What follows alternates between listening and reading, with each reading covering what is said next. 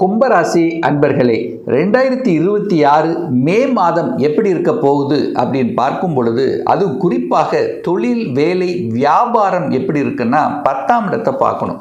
அந்த 10ஆம் அதிபதியாக இருக்கக்கூடிய அந்த செவ்வாய் பகவான் உங்கள் ராசிநாதனோட சேர்ந்து 2ஆம் இடமான குடும்பஸ்தானம் தனஸ்தானத்தில் உட்கார்ந்துருக்கு. அப்போ 1-10 கனெக்ட் ஆகுது அப்படின்னா உங்களுடைய எண்ணங்கள், சிந்தனைகள் எல்லாம் தொழில் சார்ந்த விஷயத்தில் இருக்கும். தொழிலில் ஒரு மாற்றம், உத்தியோகத்தில் ஒரு மாற்றம், ஒரு சேஞ்சஸ் என்கின்ற தன்மை இந்த மாதம் நல்லபடியாக இருக்குது. ஒன்று வேலையில் இருந்து இன்னொரு வேலைக்கு மாறக்கூடிய தன்மை, அல்லது இருக்கின்ற வேலையிலேயே பார்த்தீங்கன்னா அங்கே ஒரு துறை ரீதியான ஒரு சேஞ்சஸ் அப்படிங்கிறது, அல்லது ஒரு சிலர் வேலையை விட்டு சொந்த தொழிலுக்கு போகணும் அப்படிங்கிற எண்ணங்களை கொடுக்கக்கூடிய அமைப்புங்கிறது இந்த மாதம் மே மாதம் கண்டிப்பாக கும்பராசி என்பவர்களுக்கு உண்டு அப்படின்னு சொல்லுவேன்.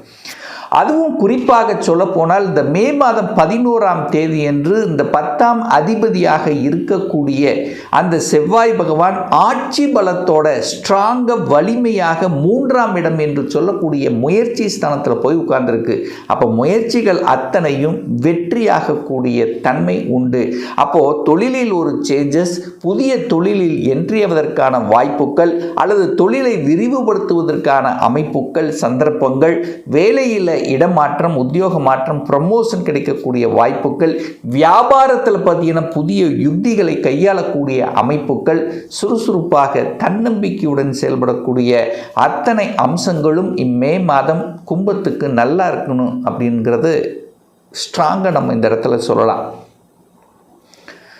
அடுத்த பொருளாதார ரீதியில் எப்படி சார் இருக்குது அப்படின்னு பார்த்தீங்கன்னா, 2ஆம் அதிபதியாக இருக்கக்கூடியவர் குரு பகவான். அந்த குரு பகவான் 5ஆம் இடத்தில் அமர்ந்து கொண்டு நேர உங்கள் ராசியை பார்க்குது. அப்போ உங்களை பார்த்துட்ருக்கு, பணம் உங்களை பார்த்து கொண்டிருக்கிறதுன்னு அர்த்தம்.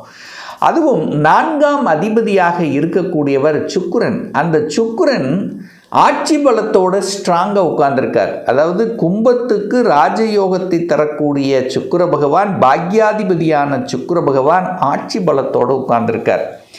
அதுவும் குறிப்பாக இந்த சுக்கிர பெருமானுடைய பெயர்ச்சி 14ஆம் தேதி, மே மாதம் 14ஆம் தேதி என்று நடைபெறுகிறது. அப்போது ரிஷபத்திலிருந்து மிதுனத்தில் போய் குருவோட சேர போகிறார். அப்போ குரு சுக்கிரன் இணைகிறது எங்கே? பூர்வ புண்ணிய ஸ்தானம் 5ஆம் இடத்தில் இணைகிறது. அப்போ ஒரு அற்புதமான ஒரு அமைப்பு.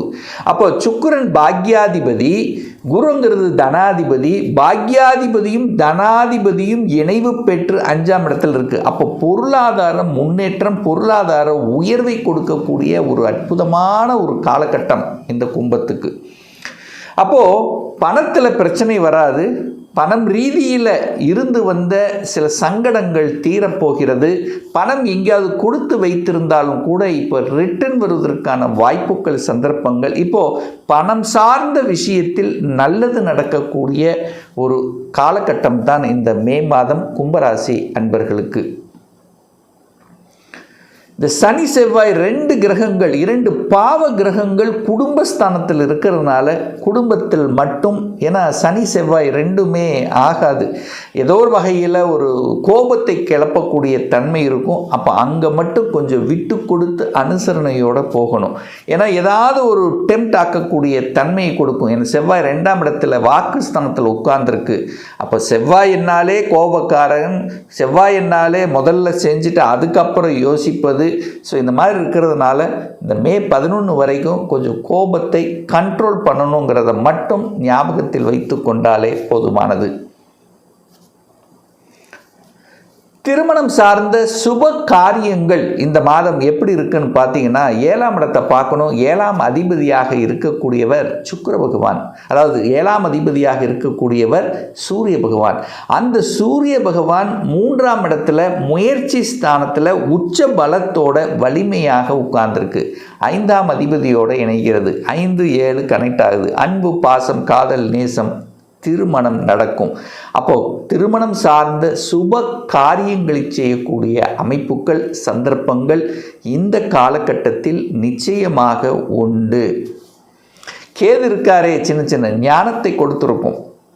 கேது இங்கே 7ஆம் இடத்தில் இருக்கிறதுனால கண்டிப்பாக ஒரு யார் எப்படி அப்படிங்கிற சில தன்மைகளை கொடுத்துருக்கும். அது வெளிநாடு, வெளி மாநிலம், அந்நிய மதத்தினர்களுடைய தொடர்புகள் அதிகமாக இந்த கும்பத்துக்கு ஏற்படுத்தியிருக்கும். அப்போ பாக்யாதிபதி ஆட்சி பலத்தோடு இருக்கின்ற காரணத்தால் தந்தையின் மூலமாக 9ஆம் அதிபதி அப்படிங்கிறது தந்தையை குறிக்கும். தந்தையை குறிக்கக்கூடிய அந்த சுக்கிரன் ஆட்சி பலம், காரக கிரகம் சூரியன் உச்சபலமாக இருக்கிறதுனால தந்தையின் மூலமாக நல்லவைகள், தந்தையினால் சில அனுகூல மேன்மைகள் தரக்கூடிய அமைப்பு இந்த மே மாதம் எதிர்பார்க்கலாம். குழந்தை பாக்கியம் சார்ந்த விஷயங்கள் எப்படி சார் இருக்கும் இந்த மாதம் அப்படின்னா, குரு 5ல் தான் உட்கார்ந்துருக்கார். குழந்தை காரக கிரகம் குழந்தை ஸ்தானத்தில் அமர்ந்து அங்கே 9ஆம் அதிபதியோடு சேர்ந்திருக்கக்கூடிய இந்த காலகட்டத்தில் ஒரு பாக்கியம் உங்களுக்கு கிடைக்கக்கூடிய அமைப்பு கோச்சார ரீதியாக இருக்கிறது. அப்போது பாக்கியம், குழந்தை பாக்கியம், தன பாக்கியம் உண்டு.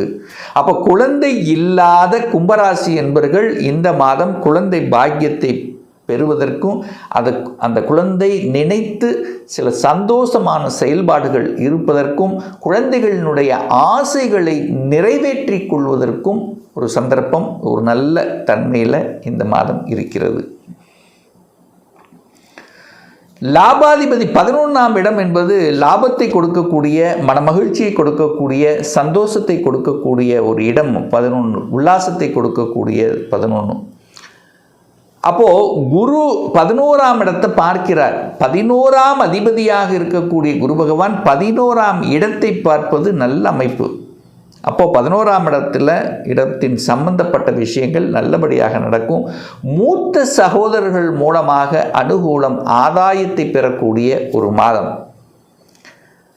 டிராவலிங் கண்டிப்பாக உண்டு. உங்களுடைய சந்தோஷத்துக்காக குடும்ப நபர்கள் ஒன்றிணைந்து சில நல்ல விஷயங்கள் செயல்பதற்கான அமைப்புகள், லாபங்களை பெறுவதற்குண்டான அமைப்புகள், இயற்கையாகி இறைவன் கொடுத்த அந்த வரத்தினுடைய அடிப்படையில் உங்களுக்கு குலதெய்வ ஆசீர்வாதம், குலதெய்வத்தை சென்று வழிபடக்கூடிய பாக்கியங்கள், சந்தர்ப்பங்கள் இந்த காலகட்டம் நிச்சயமாக உண்டு. சார், வெளிநாடு, வெளி மாநிலம், அந்நிய தேசம் சார்ந்த விஷயங்கள் இந்த மாதம் எப்படி இருக்குது அப்படின்னா, இந்த மாத இறுதியில், அதாவது இன்னும் குறிப்பாக சொல்ல போனால் குரு பெயர்ச்சி ஆன பிறகு இந்த வெளி மாநிலம், வெளி அந்நிய மதத்தினர் தொடர்புகள், வெளிநாட்டுக்கு போகிறது, வெளிநாட்டு கம்பெனியில் போய் வேலை பார்க்குறது, ஸோ இப்படி இந்த மாதிரி வெளிநாட்டு தொடர்புகளை கொடுக்கக்கூடிய அமைப்புகள் இந்த குரு பெயர்ச்சிக்கு அப்புறம் இந்த கும்பத்துக்கு சூப்பராக இருக்க போகுது. அப்போ கண்டிப்பாக ஒரு படிக்கணும், +2 முடிச்சிருக்கிறவங்க ஒரு கோர்ஸ் சேர்ந்து படிக்கணும் அப்படின்னா கண்டிப்பாக உங்கள் ஊரை விட்டு வெளியே நகர்வீங்க. அட்லீஸ்ட் உங்கள் டிஸ்ட்ரிக்டை விட்டாவது வெளியே நகர்வீங்க. அப்போ டிஸ்ட்ரிக்ட் விட்டு வெளியே வருவது, ஸ்டேட் டு ஸ்டேட் போய் படிப்பது, அல்லது வெளிநாட்டில் போய் படிப்பது, இந்த மாதிரியான அமைப்புகள், வெளிநாட்டு கம்பெனியில் வேலை பார்க்கக்கூடிய அமைப்புகள், அல்லது வெளிநாட்டிலேயே போய் செட்டில் ஆகக்கூடிய, அல்லது வெளிநாட்டில் போய் தங்கக்கூடிய, அல்லது அங்கேயே இருக்கின்றவர்கள் அங்கேயே குடியுரிமை, அங்கேயே PR கிடைக்கக்கூடிய வாய்ப்புகள், சந்தர்ப்பங்கள் இந்த காலகட்டம் சிறப்பு பெறுகிறது. அப்போ கும்பத்துக்கு உயர்வை தரக்கூடிய, அதுவும் குறிப்பாக பொருளாதார விஷயத்தில் உயர்வை தரக்கூடிய, தனாதிபதி பாக்யாதிபதி இணைந்திருக்கக்கூடிய இந்த மாதத்தில் தொட்டது துளங்கும், நினைத்த காரியங்கள் ஜெயமாகக்கூடிய ஒரு நல்ல மாதமாகவே இந்த மே மாதம் அமையப்பெறுகிறது இந்த கும்பராசி அன்பர்களுக்கு.